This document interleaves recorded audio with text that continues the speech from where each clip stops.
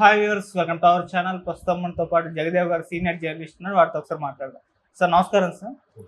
Sir Tollywood young hero Ram Pothineni గారి పైన ఒక రూమర్ స్ప్రెడ్ అవుతుంది సార్ సోషల్ మీడియాలో. అంటే తొందరలో పెళ్లి చేసుకోబోతున్నాడు, నెక్స్ట్ మంత్ లోనే నిశ్చితార్థం ఉండబోతుందని చెప్పేసి ఇటువంటి వార్తలు అయితే స్ప్రెడ్ అవుతున్నాయి సార్. మరి వార్తల్లో నిజమెంత ఉంది? అంటే మామూలుగా సినిమా హీరోల పైన ఎటువంటి రూమర్స్ అనేవి రెగ్యులర్ గా సోషల్ మీడియాలో ప్రచారం అయితే అవుతూ ఉంటాయి సార్. అటువంటి వార్తగా దీన్ని చూడాలి, లేకుంటే ఈ వార్తలు నిజం ఉంది, నిజంగానే రామ్ పోతినేని గారు వివాహం చేసుకోబోతున్నారా, వివాహం చేసుకుంటే ఏ అమ్మాయి అని చెప్పేసి మీ ఒపీనియన్ సార్ వీటిపైన? రామ్ పోతినేని ఈ మధ్యన ర్యాపో అని పిలుస్తున్నారు, ఉస్తాద్ ర్యాపో. సో నాకు ఆయన సినిమాలు మీరు చాలా ఎనర్జెటిక్ గా ఉంటాయి. అసలు యాక్చువల్గా దేవదాసు సినిమా టైంకే ఆయన ఒక 100 స్టేజ్ షోస్ ఇచ్చాడంట. ఓకే. బట్ ఆ సినిమా హిట్ అయిన తర్వాత అది కూడా ఎట్లాగా 2 వీక్స్ తర్వాత హిట్ అయింది తెలుసా. అదొక డిఫరెంట్ హిట్ అనమాట. ఒకసారి రీసెంట్గా వైవిఎస్ చౌదరి గారు కూడా ఏదో ఆడియో ఫంక్షన్లో చెప్పినట్టున్నారు. ఎందుకంటే అసలు ఏముంది సినిమా రొటీనే కదా అనుకున్నారు. 2 వీక్స్ తర్వాత భలే క్లిక్ అయింది సినిమా. సాంగ్స్ కానీ, చక్రి గారి మ్యూజిక్ కానీ భలే అనిపించింది. ఇలియానా మరి డిబట్ మూవీ అదే కదా. సో అప్పుడు తెలిసింది ఈయన ఎవడు అంటే, ఏదో స్టేజ్ షోస్ మంచి డ్యాన్స్ పెర్ఫార్మెన్స్ చేసే ఒక హీరో కుర్రోడు అనుకున్నారు. కానీ తర్వాత సినిమా అయితే చెప్పారు, తెలిసింది జనాలందరికీ ఏంటంటే స్రవంతి రవికిషోర్ గారి తమ్ముడు కొడుకు ఈయన బ్యాక్గ్రౌండ్ ఉంది. అచ్చా, పోతినేని కిషోర్ గారు, రవికిషోర్, స్రవంతి మూవీస్ కాబట్టి స్రవంతి రవికిషోర్ గారు అంటే ఆయన చాలా సీనియర్ ప్రొడ్యూసర్. ఎప్పటి నుంచి నాయకుడు సినిమా మీరు టైటిల్ చూస్తే కమల్ హాసన్ నాయకుడిది, అది తమిళ్ అయినా ఈయన సమర్పణ ఈందే ఉంటుంది, స్రవంతి రవికిషోర్ సమర్పించని ఉంటుంది. సో అప్పటి నుంచి ఉంది బ్యానర్. చాలా నువ్వే కావాలని బ్లాక్ బాస్టర్లు తీసిన బ్యానర్. సో తర్వాత ఆయన దాంట్లో నేను శైలజ తీసినట్టున్నారు బ్యానర్లో. అయితే ఆయనకి మంచి ఎనర్జెటిక్ హీరో, బట్ ఎక్కడ ఏ విషయాల్లో దొరకడు. మీరు అబ్జర్వ్ చేయండి. సరదాగా ఫ్రెండ్స్తో ఒక పబ్కి వెళ్ళినట్టు కానీ, లేదో ఒక ఇష్యూకి వెళ్ళినట్టు కానీ, లేదా పలానా దగ్గర ఆయన జార్జియాలో ఉన్నాడు, దావూద్లో ఉన్నాడు, ఇట్లా ఏవో పెడతా ఉంటారు కదా. అట్లాంటివి కూడా ఎక్కడ ఈ న్యూస్ మనం చూడం. చాలా ఎప్పుడైనా ప్రమోషన్స్లో కనబడతాడే తప్ప మిగతా టైంలో ఎక్కడ ఆయన కనబడతాడు. ఈ ఒక హీరోయిన్తో ప్రేమలో ఉన్నాడు, అందుకే కనిపించట్లేదు, గ్యాప్ దొరికితే షూటింగ్ గ్యాప్లో వెళ్ళిపోతుంటాడు అని అప్పట్లో రూమర్స్ వచ్చాయి. తర్వాత ఇంకో హీరోయిన్ ఏదో చేస్తున్నారు, రకరకాలుగా ఏ హీరోయిన్ చేస్తే ఆ హీరోయిన్తో అఫైర్స్ ఉన్నాయని వార్తలు వస్తున్నాయి. కానీ అవన్నీ గాసిప్స్ అని నా ఉద్దేశం. బట్ ఇప్పుడు కూడా ఏదో ప్రముఖ వ్యాపారవేత్త కూతురుతో నిశ్చితార్థం నెక్స్ట్ మంత్ ఎప్పుడో ఉంది, సెప్టెంబర్లోనో ఆగస్టులోనో ఉంది అని వార్తలు వస్తున్నాయి. కానీ అది కూడా ఎంతవరకు వాస్తవం అని తెలియదు. పైగా పెద్ద పెద్ద వాళ్ళు ఏమంటారు, సడన్గా తెర మీదకి వస్తే మనకి అంతవరకు తెలియదు.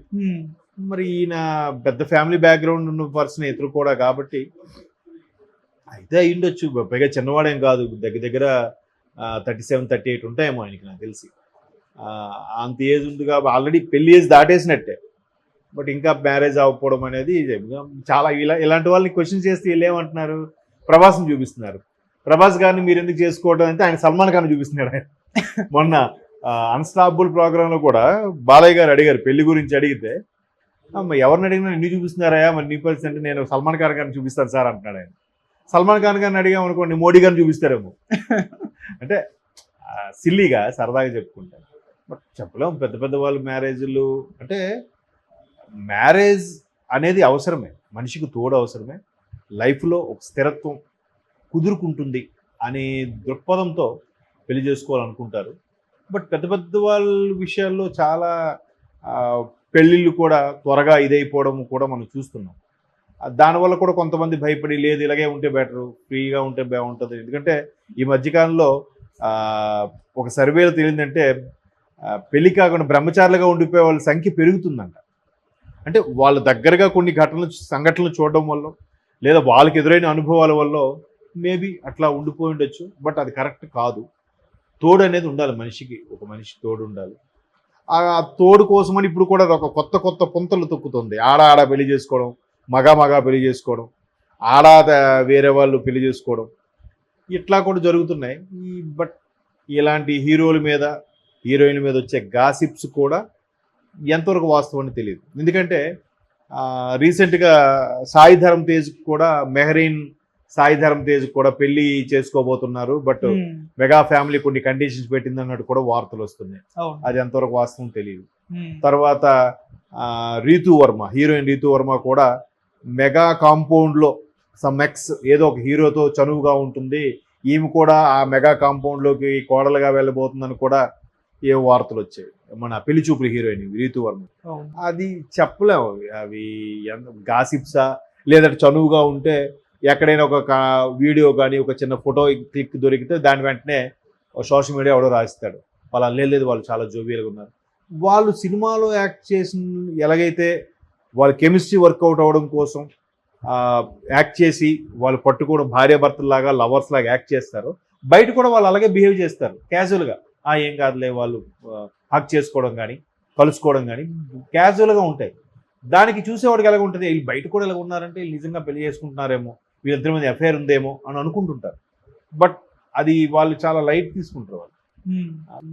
ఇది కూడా ఒక సినిమాలో యాక్ట్ చేసింది కూడా నిజం కాదు, ఇది కూడా నిజం కాదు, జస్ట్ గట్ ఫ్రెండ్లీగా ఉంటారు. సో ఆ మూమెంట్ బట్టి ఎవడో చూసి వెంటనే రాసేస్తూ ఉంటాడు. కాబట్టి అలా వచ్చిన రూమర్ అయితే అయ్యుండొచ్చు. బట్ ఒకవేళ ఉస్తాద్ ర్యాపో కానీ ఎంగేజ్మెంట్ ఫిక్స్ అయ్యేలాగా ఉంటే ఖచ్చితంగా అది న్యూసే. ఖచ్చితంగా నెక్స్ట్ డే ప్రతి మెయిన్ పేపర్లో కూడా వస్తుంది, ఒక ఇంటివాడు కాబోతున్న ర్యాపో అని ఇస్తారు, అలాగానైతే వస్తుంది. బట్ ఇవి పీటలు ఎక్కే వరకు ఎంతవరకు వాస్తవం అనేది మనం చెప్పలేం. చాలా లిటిగేషన్స్ ఉంటాయి, ఇందులో కూడా చాలా ఇష్యూస్ ఉంటాయి. నిజమా అబద్ధమా రోమరా, ఇవాళ రేపు ఎలా అయిపోయిందంటే సోషల్ మీడియాలో చూసాను, మన రామ్ పోతినేనికి ఏదో వివాహం మ్యారేజ్ సెట్ అయిందట కదా అని వెంటనే వాడు అయిందట కదా అంటాడు. అంటే అక్కడే డౌట్ ఉంది వాడికి, సోషల్ మీడియాలో వచ్చేది ఎంతవరకు వాస్తవం అనేది వాడికే క్లారిటీ. కాకపోతే కొన్ని నిజం ఉంది, ఎవరైతే అబద్ధ ప్రచారాలు ఊరికే థంబ్నెయిల్స్తో మ్యాజిక్ చేస్తున్నారో అటువంటి వీడియోస్ చూడడం వల్ల ఇటువంటివి కొద్దిగా నమ్మశక్యంగా ఉండట్లేదని నా అభిప్రాయం. బట్ ఒక ఇంటివాడైతే మంచిదేగా, ఇంటివాడయ్యాక మళ్ళీ మంచి వరుసగా హిట్స్ వస్తాయి. మధ్యన 2 డిజాస్టర్లు అయ్యేసరికి మళ్ళీ ఇస్మార్ట్ శంకర్తో మంచి ఊపందుకున్నారు, మళ్ళీ డబుల్ ఇస్మార్ట్తో మళ్ళీ పట్టాలెక్కితే మంచి క్రేజ్ ఫామ్ వస్తే ఎవరికైనా హిట్ కావాలని కోరుకుంటారు కదా. చూద్దాం, అదే ఎంగేజ్మెంట్ అయితే అందరికీ తెలుస్తుంది కదా. నెక్స్ట్ ప్రాజెక్ట్కి ఇట్లాంటి చిన్న మచ్చ కూడా లేకుండా చేయాలి అనే తపన అధికార పక్షంలో వాళ్ళకి వస్తుంది, ఒక అటెన్షన్ ఏర్పడుతుంది కదా. సో అందుకు ప్రతిపక్షం అనేది ఉండాలి. ఊరికే ప్రతిపక్షం కూడా మాట్లాడితే వాకౌట్లు, మేము బయటకు వెళ్తున్నాం ఇవన్నీ అంటే అయ్యే పని కాదు. ఒకవేళ ప్రతిపక్షం ఇచ్చినా అయ్యన పాత్రుడు గారు స్పీకర్గా ఉన్నారు కాబట్టి ఈయనకి మాట్లాడడానికి ఎంతవరకు ఛాన్స్ ఇస్తారనేది ఒక క్వశ్చన్. ఒకవేళ ఈయన లోపలికి వచ్చి మాకు అవమానంగా ఉంది, మాకు మాట్లాడడానికి ఛాన్స్ ఇవ్వట్లేదు, మాట్లాడేది వాకౌట్ చేశారనుకోండి, మళ్ళీ వీళ్ళు కోర్టుకి ఇంకో పిటిషన్ వేస్తారు. ఏ కోర్టును అయితే ఆశ్రయించి ప్రతిపక్ష హోదా ఇవ్వండి అని అడిగారో వాళ్ళే సభకి ఎన్నిసార్లు హాజరయ్యారు చూడండి, సభ నుంచి ఎన్నిసార్లు వాకౌట్ అయ్యారు చూడండి, ఇదే పద్ధతి అని చెప్పి కోర్టుకి అప్రోచ్ అయ్యారనుకోండి, మళ్ళీ కోర్టు కూడా అప్పుడు కూడా మళ్ళీ పరిశీలిస్తుంది కదా, ఏమయ్యా మీరు ప్రతిపక్ష హోదా కావాలి మా దగ్గరికి వస్తే మేము తీర్పిచ్చాము, మళ్ళీ మీరు ఇలా చేయడం వల్ల మీకు ప్రతిపక్ష హోదాతో సంబంధం ఏముంది, మీరు మాట్లాడేది బయటకు వెళ్ళదు, ఇంకా అవసరం లేదు,